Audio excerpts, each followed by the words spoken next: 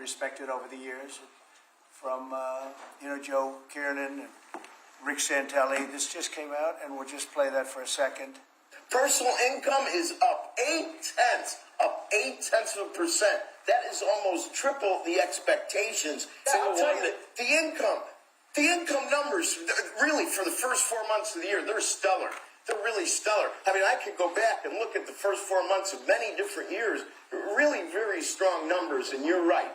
This administration is criticized for just about everything under the sun. I've never, ever in my lifetime had glimpses into the politics of an administration in the form of transparency like this one. Why don't we be, give credit where credit is due?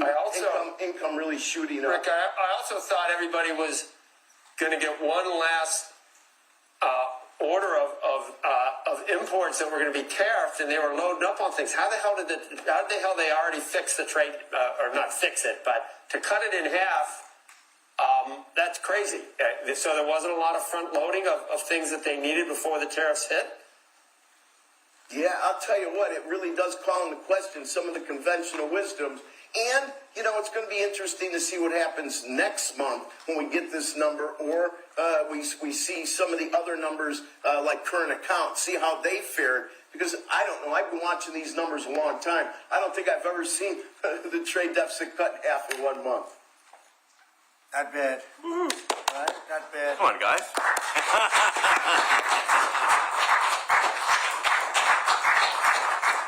I see Howard and Scott are here, so it's great. You guys want to stand over here? You might as well. You're the ones that help produce those numbers, and it'll only get better. The tariffs are so important, and that's why we were so happy with the decision yesterday where the tariffs continue, because without the tariffs, our nation would be imperiled. We would really be imperiled. I think I can say that with great surety, Scott and Howard. And so we were very happy to get that decision, that big decision yesterday. And today it's about a man named Elon, and he's one of the greatest business leaders and innovators the world has ever produced. He stepped forward to put his very great talents into the service of our nation, and we appreciate it. And I just want to say that Elon has worked tirelessly helping lead the most sweeping and consequential government reform program in generations. And you know the kinds of things that he's found and his people have found. He's brought a group of very smart people in, and they found things that are pretty unbelievable. I have to say that the numbers that we're talking about are substantial, but they're going to be very much more substantial with time, because many of the things that we're working on right now, we're going to have to remember Elon as we find them, but the numbers could double and triple because many things, we don't want to go out with them until we're sure, but we've found things that are unbelievably stupid and unbelievably bad. With the Department of Government Efficiency, Elon's delivered a colossal change in the old ways of doing business in Washington. DOGE has installed geniuses with an engineering mindset and unbelievably talented people and computers. I actually asked Elon one time, what's their primary thing? And they have a lot of primary things, all having to do with being smart. But he said the thing that they're really the best at is working with computers so that they can't be outsmarted by somebody that's not so honest, that happens to also be good with computers, but not as good as these people. But the mindset in the senior ranks of every federal department, and it's really changed. And with Elon's guidance, they're helping to detect fraud, waste, and modernize broken and outdated systems. So as you know, we're talking about various systems and changing systems. And, sadly, it takes a long time to do that. You'll change, let's say, a system at IRS and computerize it properly where the job can be done in 1/10 the time, but it takes sometimes years to rebuild those systems. But we've started. In many cases, we've started. I will say that this has less to do with Elon, but the air traffic control systems, we're bidding out to the best companies in the world, those systems right now. They were what the previous administration was horrible what they did. They spent billions and billions of dollars, and in the end, it didn't even come close to working. They tried to hook up wire to copper, and it can't be done.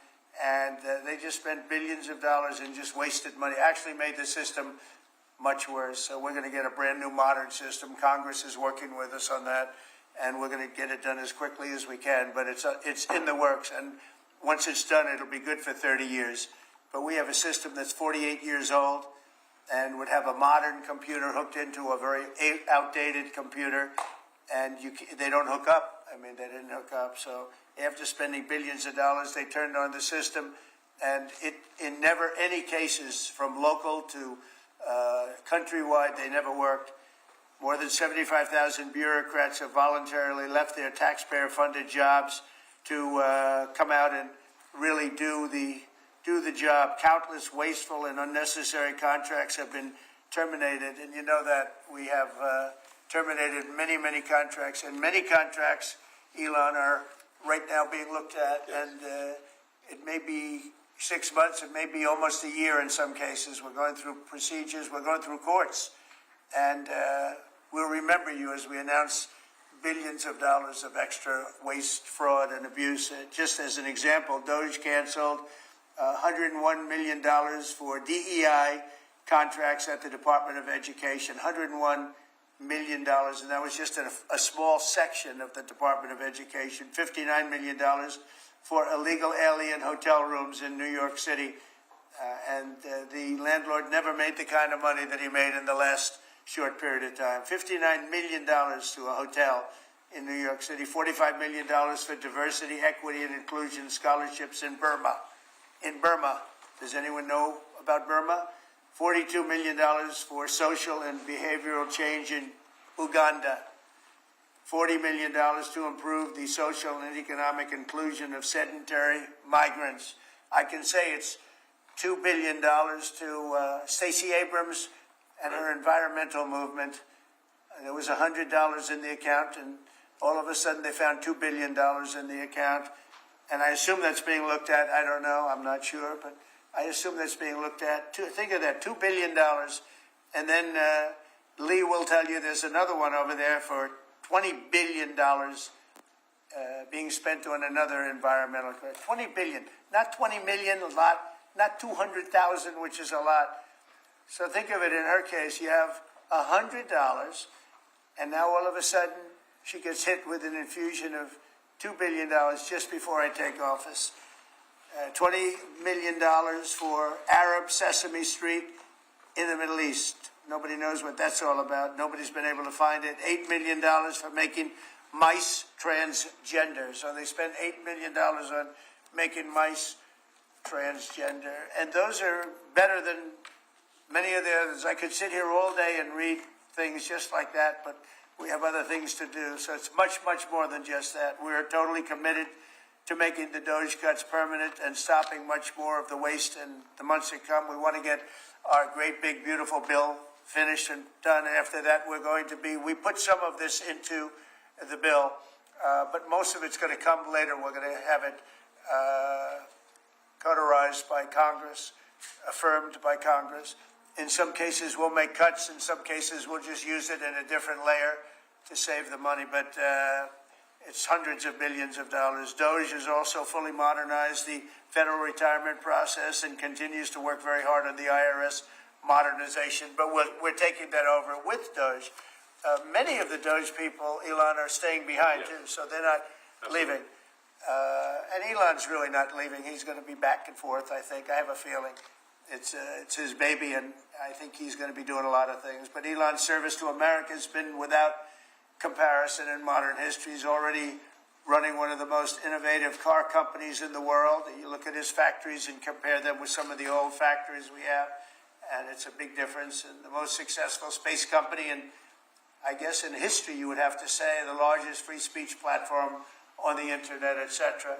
Yet Elon willingly, with all of the success, he willingly accepted the outrageous abuse and slander and lies and attacks because he does love our country. I know that very much. He loves our country. He comes from another country, a country that's going through trials and tribulations, I would say. But he's all about the USA, and Americans owe him a great debt of gratitude. So I just want to thank Elon for his time as special government employee. Can you imagine? They called him an employee but it's a special government employee, and for coming and helping us, and he really has changed the mindset of a lot of people. A lot of people thought, maybe we'll cut 1% or 2% or 3%. Then they said, wow, we can cut a lot more than that. And we're going to do it very surgically. We're going to continue on the march. We're making America great again. When I was in Saudi Arabia, we were in, as you know, three really great countries, predominantly the three. Qatar was great, UAE was great, Saudi Arabia, incredible. Such an incredible experience to be in those three countries. But the Crown Prince of Saudi Arabia, and I must tell you, the great leaders of the other two that we just mentioned, they all said the same thing, that the United States is the hottest country right now anywhere in the world. And 6 months ago, we thought it was dead. It was like a dead country. And it would have been a dead country if we didn't have the right result on November 5th. It would have been a horrible, horrible situation was going on with the borders, with transgender for everyone, men playing in women's sports, and so much more. But they were saying the hottest country anywhere in the world. And then I played that little clip because that was one person who's respected, or two people, because Joe was in that one too. Joe's a good man. But that was one group of people saying something about the success of what we've done over the last 4 months. They cannot believe it. In the one case, they said they've never seen anything like it as long as they've been doing what they've been doing. They've been doing it for a long time. So I want to thank Elon for helping.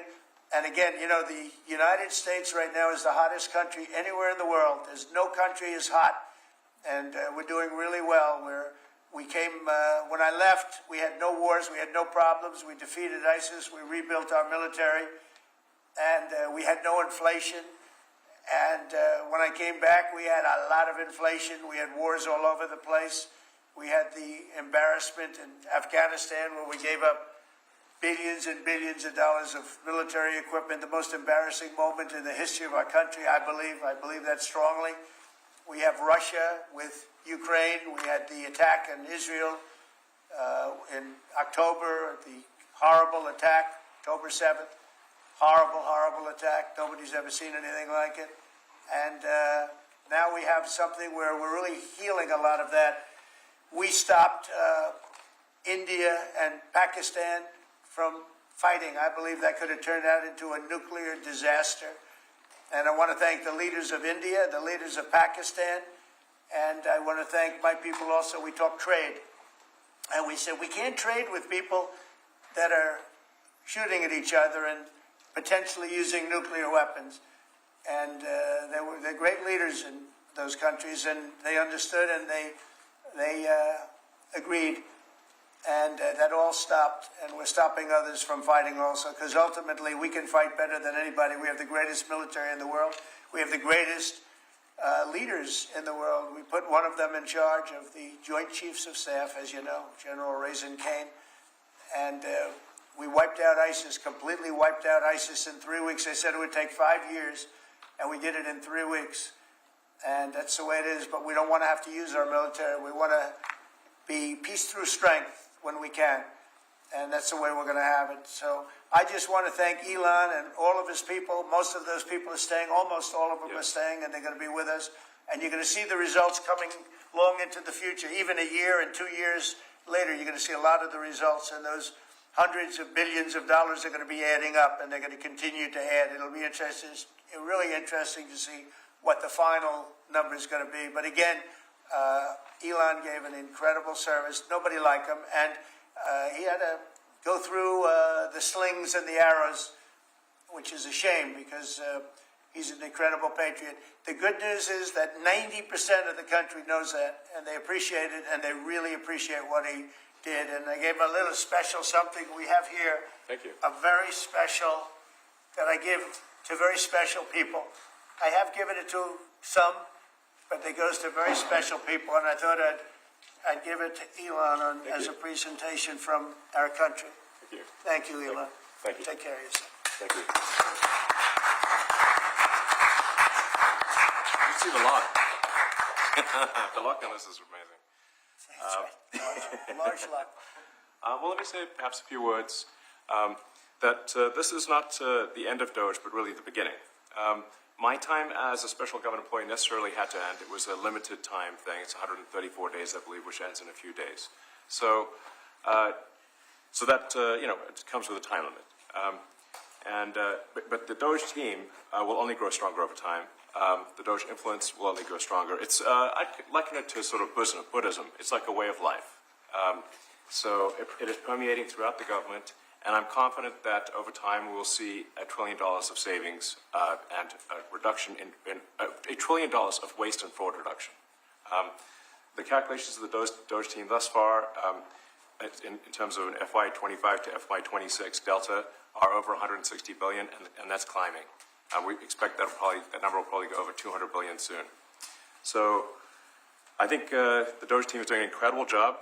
They're going to continue doing an incredible job, and I'll continue to be visiting here and be a friend and advisor to the president. And I look forward to times being back in this amazing room. By the way, isn't this incredible? Look at this incredible. It's stunning. I think the way that the Oval Office, how the president has just completely redone the Oval Office. It's beautiful. I love the gold on the ceiling. Thank you. It's pretty nice. Yeah.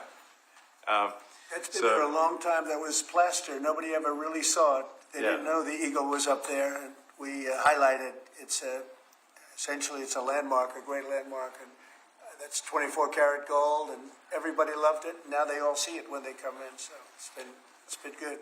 The Oval Office finally has the majesty that it deserves, thanks to the president. So I look forward to continuing to be a friend and advisor to the president, continuing to support the DOGE team, and we are relentlessly pursuing $8 trillion in waste and fraud reductions, which will benefit the American taxpayer.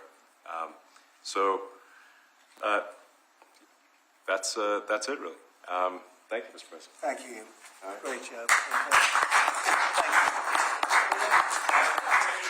Trump, the president mentioned that you had to deal with all the slings and arrows during your time at DOGE. There's this New York Some of the people, some of the media organizations in this room were the slingers. Well, so there is a New York Times report today that accuses you of blurring the line between. Is the New York Times, is that the same publication that got a Pulitzer Prize for false reporting on the Russiagate? Is it the same organization? I think it is. I think it is. I think the judge just ruled against the New York Times for their lies about the Russiagate hoax, and that they might have to give back that Pulitzer Prize. That New York Times? Let's move on. Okay. Next question. President Trump, Biden aides who used to work here are in talks with Republicans in Congress to go and testify about what they did or didn't do to possibly conceal President Biden's decline. Do you think that Dr. Jill Biden should also have to come in and testify about what she did or didn't do? Well, I hate the concept of it. It's the wife of a man who was going through a lot of problems, and everybody that dealt with him understood that. And I guess it came out during the debate loud and clear. That was the biggest signal of all. They have to do what's right. The country was there was a lot of dishonesty in the election, as you know, of 2020. That's been now caught. People understand it was a rigged election. And when you go further out, when you see the auto pen, I think the auto pen is going to become one of the great scandals of all time, because you have somebody operating it or a number of people operating. Because I knew Joe Biden. Joe Biden wasn't in favor of opening up borders, letting 21 million people into this from prisons and mental institutions and gang members. He wasn't into that at all. And who signed these orders, proclamations, and all of the different things that he signed that set our country so far back, that was so bad for our country. With the auto pen, how would it work? Like, we're in the Oval Office right now. If there was a group of rogue staffers that worked for you who wanted to advance a bill or an executive order without your knowledge, how could they do it? How do they do it? Well, it's very hard, because I'd read your newspapers or your media the next day, and I'd say, well, I didn't approve that, and I would find it. They wouldn't get away with it for long, because I'd say, I never signed that. Who the hell signed that? Auto pens to me, are used to sign letters to people, because we get, I think they said 20,000 letters a week, and you like to be able, when somebody takes the time to write a letter, it's nice to sort of write back. And auto pens are meant for that. Auto pens are not meant to sign major proclamations or tax cuts or borders, anything having to do with the border, which is so important. And if it happened on my watch, I would be able to see it, because the next day or sooner I'd be reading about something that I knew nothing about, and who the hell signed this? So I almost never use the auto pen. In fact, yesterday I was signing about 81, I think it was 81 proclamations and statements to people that I think should be signed by us. I think when you write letters to foreign dignitaries or presidents or prime ministers, you should be signing those letters, not done with auto pens. I understand he signed almost everything with an auto pen. It's a very dangerous thing. It really means you're not president. Whoever operated the auto pen, and we think we know who that is, and it was actually more than one person, but that's not what the presidency is all about. I hardly use the auto pen. Are you going to reinstate the tariffs on China? You said that they violated the agreement with the U.S. Well, they did. They violated a big part of the agreement we made. You know, if you read that whole statement, I was very nice to them. I helped them because they were in trouble with the stoppage of a massive amount of business. But I'm sure that I'll speak to President Xi, and hopefully we'll work that out. But yeah, it's a violation of the agreement. Yeah, please. Mr. President, can you give us an update to the latest ceasefire agreement that Israel has agreed to, but Hamas is still considering? Well, they're very close to an agreement on Gaza, and we'll let you know about it during the day or maybe tomorrow, and we have a chance of that. And I think we have a chance of making a deal with Iran also. They don't want to be blown up. They would rather make a deal, and I think that could happen in the not-too-distant future. That would be a great thing if we could have a deal without bombs being dropped all over the Middle East. That would be a very good thing. They can't have a nuclear weapon. We want them to be safe. We want them to have a very, very successful nation. Let it be a great nation, but we can't have them. They cannot have a nuclear weapon. It's very simple. And I think we're fairly close to a deal with Iran. Mr. Musk, a question for Elon. Yeah, please. You said just now that you look forward to being a friend and advisor to the president. So do you expect to continue advising the president and DOGE informally, or are you going to sort of shift your focus entirely to your companies? Well, I expect to continue to provide advice whenever the president would like advice. I hope so. I mean, I expect to remain a friend and an advisor, and certainly if there's anything the president wants me to do, I'm at the president's service. Mr. Musk, on DOGE, you said that there was $1 trillion promise for cuts from DOGE. Yes, I think we do expect over time to achieve the $1 trillion.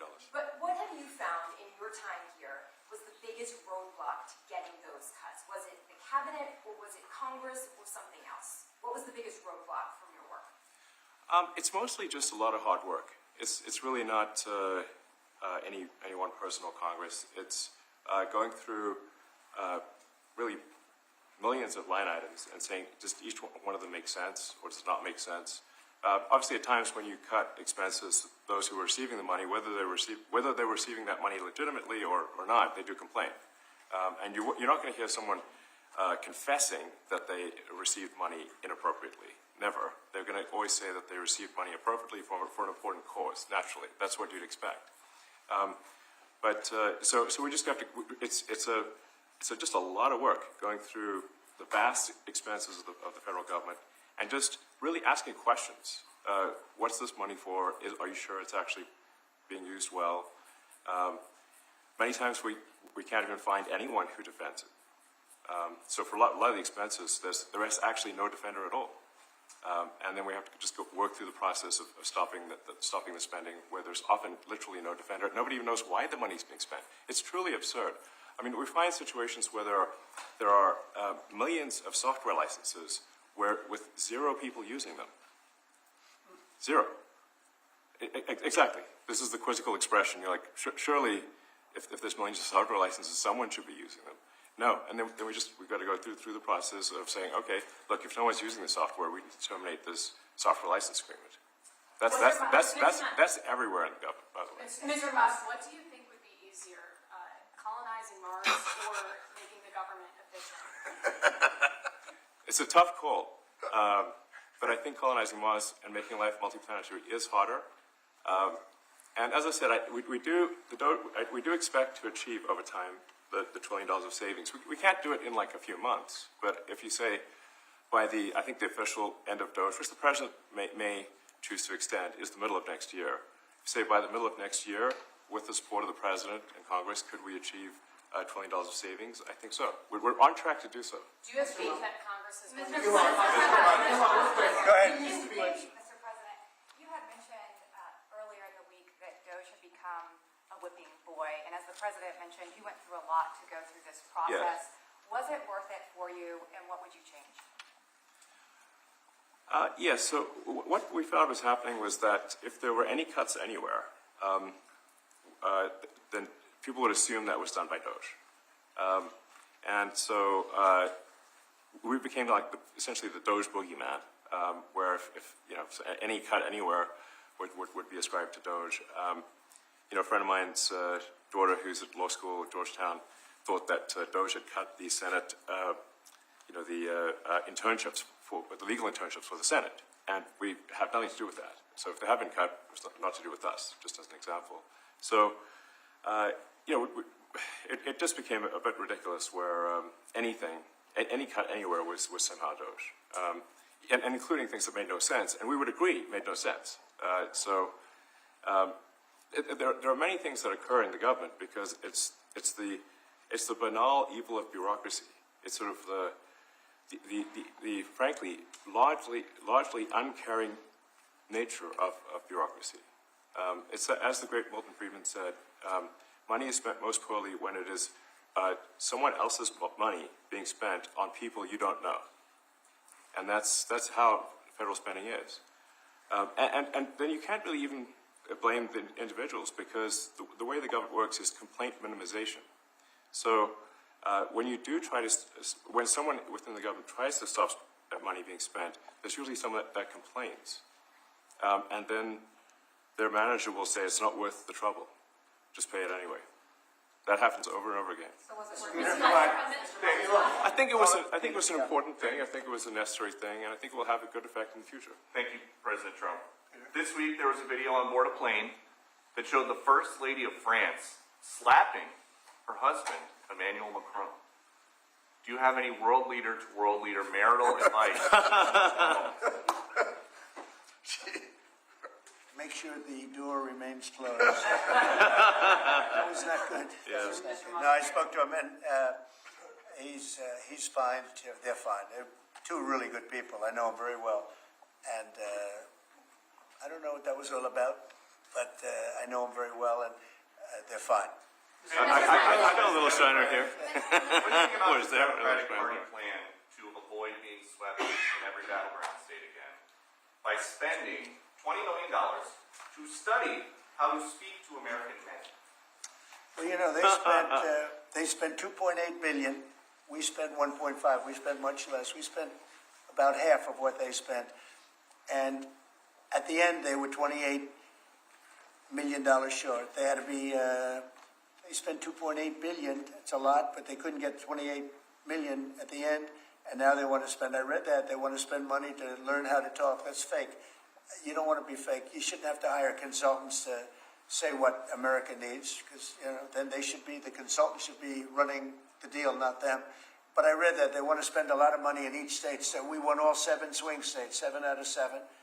We won a lot more than that. We won the popular vote. We won everything, and they want to spend money to find out what they did wrong.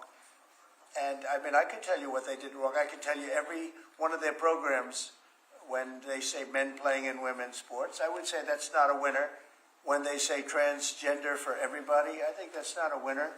When they say open borders so the entire world population of criminals can pour into our country, I don't think that's a winner. I mean, I just gave them that for free, but I don't know if they'll change their ways. I see them all the time. I see people that I know in Congress, Democrats, they're trying to justify some of the things I just said. You can't justify them. I always hear they're 80-20 issues. I say they're not 80-20, they're 97-3. They might be 99-1. They're not 80-20. They wish they were 80-20. and they're wasting a lot of money if they're going to continue with that nonsense. And this Mr. is President, more on of the a big- page 6 question, but back when you listened to The Apprentice, you mentioned once in 2012 that Diddy was a good friend of yours back then. He has since found himself in some very serious legal trouble. Yeah, that's true. Would you ever consider pardoning him? Well, nobody's asked. You had to be the one to ask, Peter, but nobody's asked. But I know people are thinking about it. I know they're thinking about it. I think some people have been very close to asking. First of all, I'd look at what's happening, and I haven't been watching it too closely, although it's certainly getting a lot of coverage. I haven't seen him. I haven't spoken to him in years. He used to really like me a lot, but I think when I ran for politics, that relationship busted up. From what I read, I don't know. He didn't tell me that, but I'd read some little bit nasty statements in the paper all of a sudden. You know, it's different. You become a much different person when you run for politics and you do what's right. I could do other things, and I'm sure he'd like me, and I'm sure other people would like me, but it wouldn't be as good for our country. As we said, our country's doing really well because of what we're doing. So it's not a popularity contest. So, I don't know. I would certainly look at the facts. If I think somebody was mistreated, whether they like me or don't like me, it wouldn't have any impact on me. Mr. President, on the big beautiful bill, would you like to see the Senate build in some support for your tariffs on the big beautiful bill, or should that be a standalone bill? I have great support on the tariffs. I mean, I was so honored that we got that ridiculous stay lifted, because that would have taken away presidential power. It would have taken away everything that was granted by the founders. It would have been a terrible thing. And it would have, most importantly, would have left us vulnerable. We have a lot of countries that use tariffs on us and use them viciously, viciously. And if we didn't have the power to use tariffs on them, and instantly, not when you go back to Congress and try and get hundreds of people to agree on something, that would take months to get just one simple proclamation. If we didn't have the power to counteract their powers, you wouldn't have a country left. We have to act fast. We have to be fast and nimble, as they say. And that was a really great moment, I think, yesterday when that stay was lifted. And hopefully now we'll go to court and just win that battle. Because if we don't have the power to do what they're doing to us, we are going to be a great nation no longer. Elon Musk was once idolized by folks on the left in this country before joining your administration. Now he's considered a hero by conservatives. Why do you think this man, what he's done in American life, has been so politicized? Well, his life has been amazing. I mean, I look at so many different things. I look at that rocket being, guided back into position. I've never seen that before. I thought it was a space movie. I thought it was a movie. You look at what he's done in terms of communication. It's been unbelievable.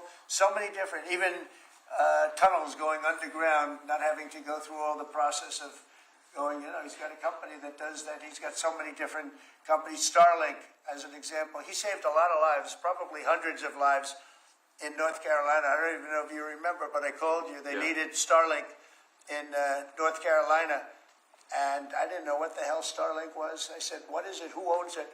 He said, do you know Elon Musk? I said, you happen to know the gentleman. This was before his government stay. And they said, we really need it, because North Carolina became an island. It was, people had no communication. They had no access to anything, and they were dying. And I called up Elon, and you can't get it because it's so successful. It's very hard to get. And he had so much of it brought over there, and they told me it was unbelievable. It saved a lot of lives. So, he's just done a lot of things. Frankly, I don't think he gets credit for what he's done. But he's a very good person, too. Mr. You know what? If he wasn't a good person, but he did the same things, I'd probably maybe speak differently. He happens to be a really good person who loves the country. One big, beautiful bill. You had indicated this week that there were some things you didn't like about what had passed in the House. What changes do you want to see the Senate make? And you had also indicated there were things you didn't like about the bill. What would you be suggesting he push senators to change in their version? Well, I'll tell you, I'll go first. It's an unbelievable bill. It cuts your deficits. It cuts, it's a huge cutting.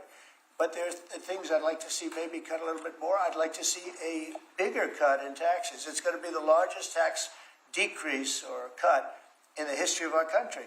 I'd like to see it get down to an even lower number. I was shooting for a slightly lower number. I would have liked to have done that. But with all of that being said, when you look at the tax cut and the fact that the original tax cut, which made us so successful, we had the most successful 4 years in the history of our country, the economy, and this is going to be even better. And you see that by the reports that came out just yesterday or tonight. I guess they were released this morning at 8 o'clock. You see the kind of numbers where somebody that's a pro is like, whoa, I haven't seen numbers like this since I've been doing this. You know, these are human emotions of professionals that have never seen numbers like, and we've just started. The bill is a great bill. It's going to be jiggered around a little bit. It's going to be negotiated with the Senate, with the House. But the end result is it extends the Trump tax cuts. If it doesn't get approved, you'll have a 68% tax increase. You're going to go up 68%. That's a number that nobody's ever heard of before. You'll have a massive tax increase. If it does get approved, you'll have a large tax cut, the largest we've ever had. When you add the past tax cuts that we got you, the Trump tax, they call them the Trump tax cuts. It's an amazing bill. It does amazing things. With all of that, it's going to be adjusted a little bit over the next coming weeks, and I think it's going to be passed. The Republicans want to pass it. With all of the great things it does, including an extension of debt, it's the extension. We have to extend the debt. If we don't extend debt, we're in default. Now, the Democrats might like our country to be in default, but in 250 years, we've never been in default. That was handed to them by a very well-meaning man that gave it to them because he thought it was the right thing to do. It could have been their problem before the election, but this man thought it was the right thing to do, and he was well-meaning. I don't hold anything against him for that, but that was put on our plate when it should have been on the Democrats. September 28th, a famous date. It should have been taken care of by the Democrats, but this person, a man of power, gave it to us so that in June that comes due. Well, we have to take care of that because if we don't take care of it, we have a country in default, and we don't ever want to have a country in default.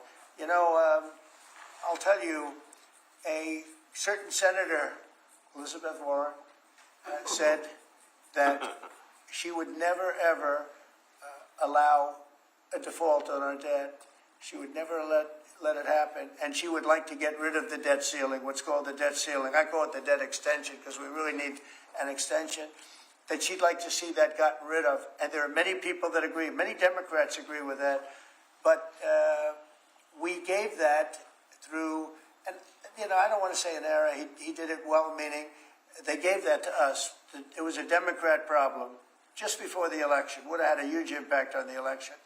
And to our benefit, we won anyway, but to our benefit, but felt that really for the good of the country, we should extend that. But Elizabeth Warren and various other people would like to see that. Her whole career, she wanted to see it terminated, gotten rid of, not being voted on every 5 years or 10 years. And the reason was because it's so catastrophic for our country. And I always agreed with her. That was one thing I agreed with her on. Now, I haven't spoken to her, but I would say that if you asked her that question now, she'd say, no, it's their problem. But it's a very unfortunate situation. It's a very unfair situation. And she happened to be right on that. It should be gotten rid of, or it should simply be extended. But that's one of the things that gets taken care of in this bill. That automatically gets extended for a 4-year period. And it should be. But I agree with Elizabeth Warren on that. I think you should get rid of it. It's too catastrophic.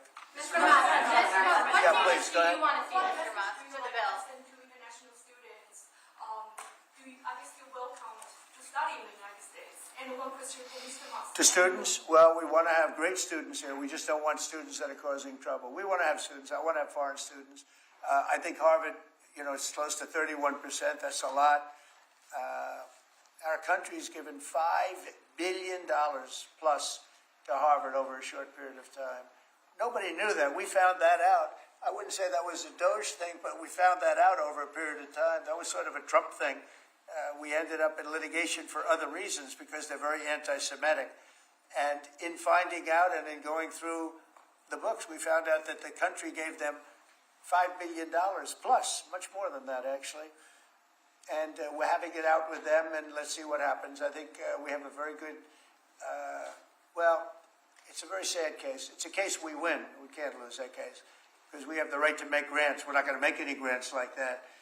But I don't think Harvard's been acting very nicely. I think Columbia wants to get to the bottom of the problem. They've acted very well. And there are other institutions, too, that are acting, but Harvard's trying to be a big shot. And all that happens is every 3 days we find another $100 million that was given. 2 days ago we found $200 million more. The money's given to them like gravy.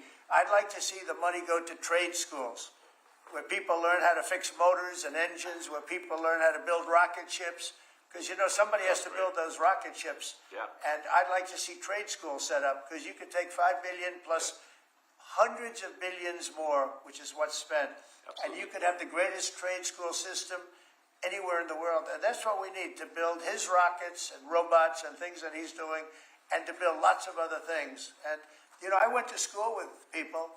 In some cases, they weren't good students, but they could fix the engine of a car better than anybody I've ever seen. They could take it apart blindfolded. They had an ability at that.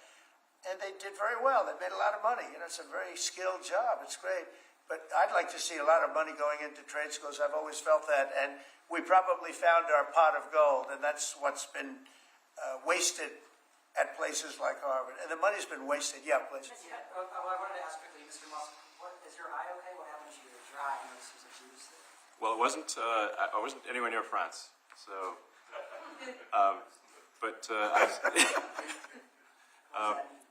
No. I didn't notice about the First Lady of France. getting slapped, you know. I didn't notice.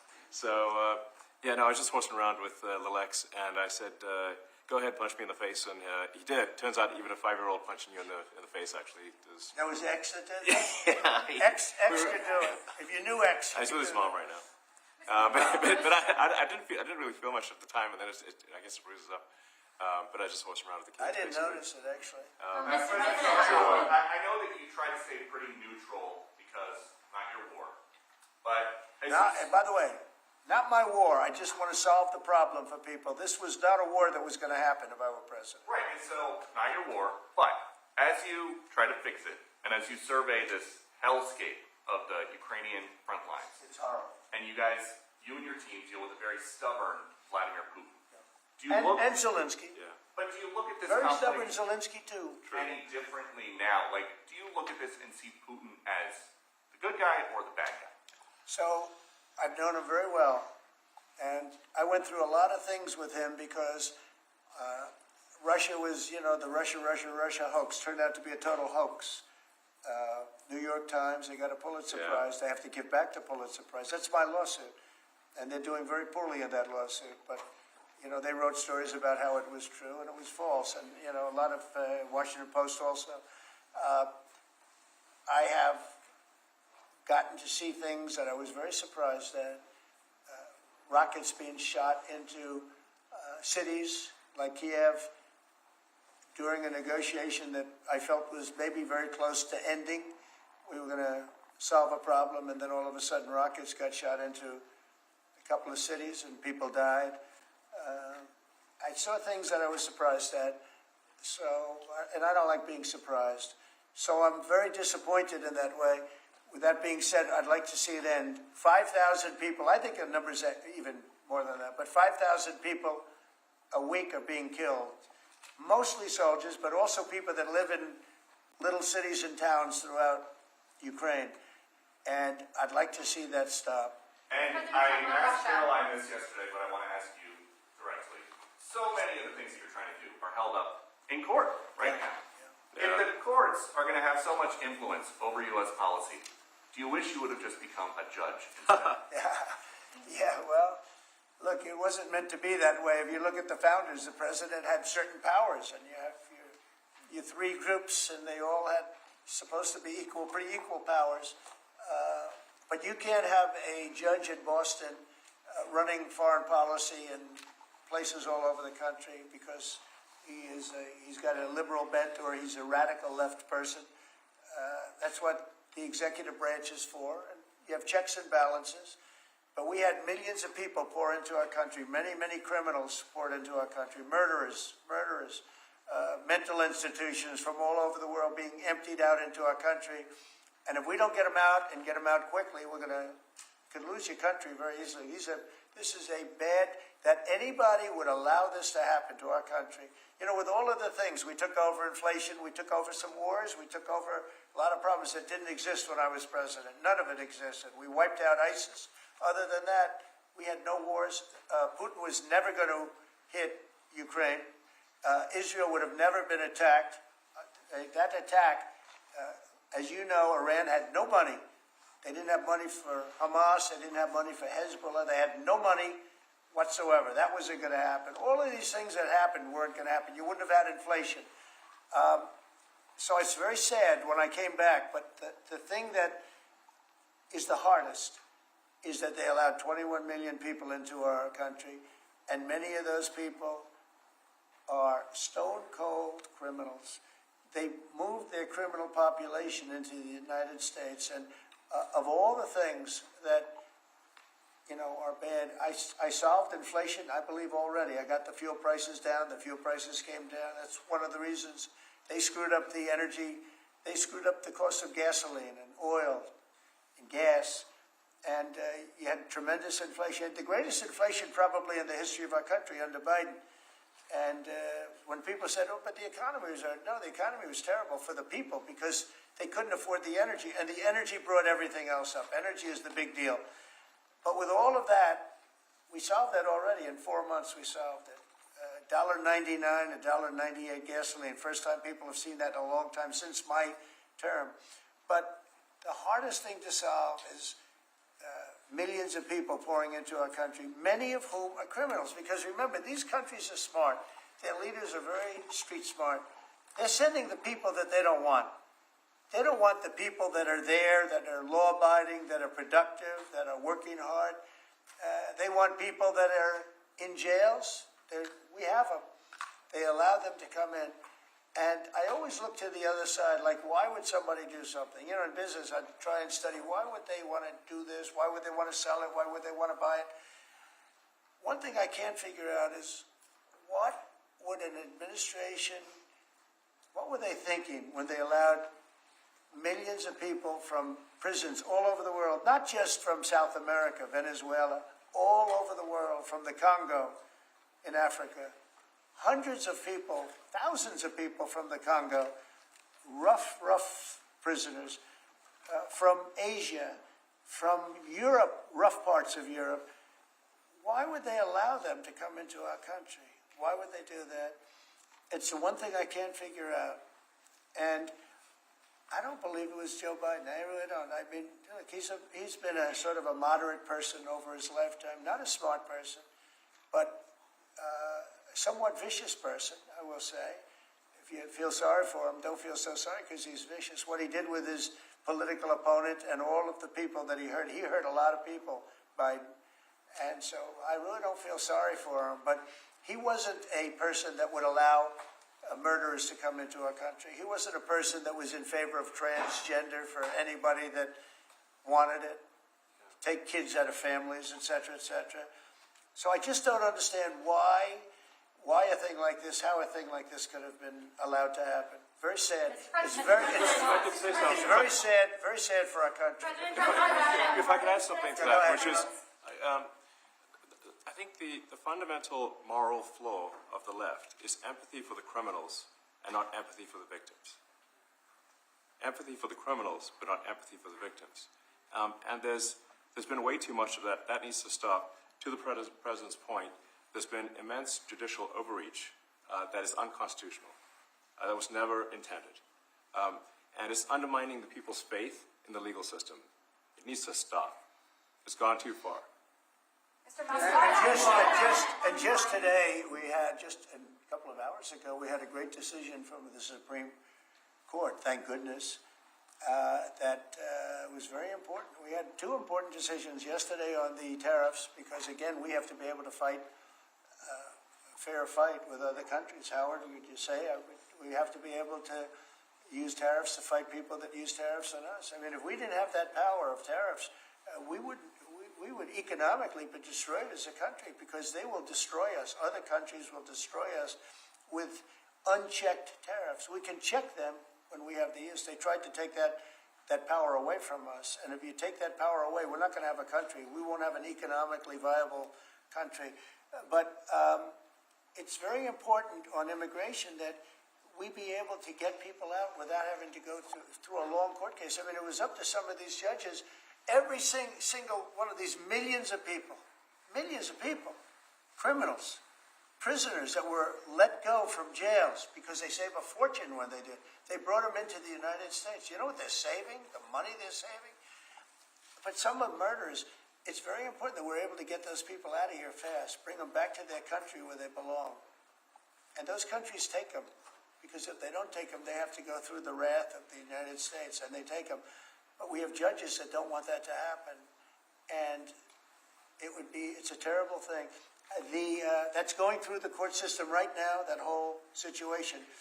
But when ICE and with Border Patrol, they've done an incredible job. When they do this incredible job and they capture 100 killers and drug dealers, and we can't keep them for years here as we go through trials.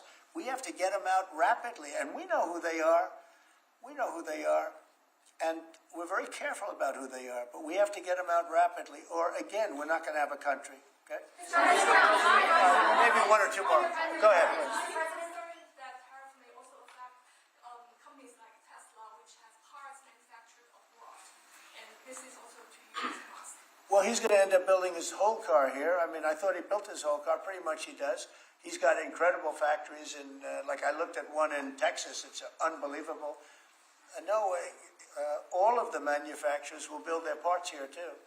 I mean, it used to bother me. They make a part in Canada, a part in Mexico, a part in Europe, and sent all over the place, and nobody knew what the hell was happening. I think it's ridiculous. You build a car, make it in America, and I gave them a little leeway on that. Gave them some leeway.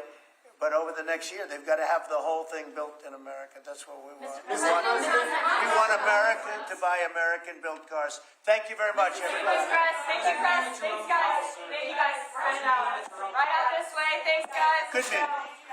It was a good meeting. Are you considering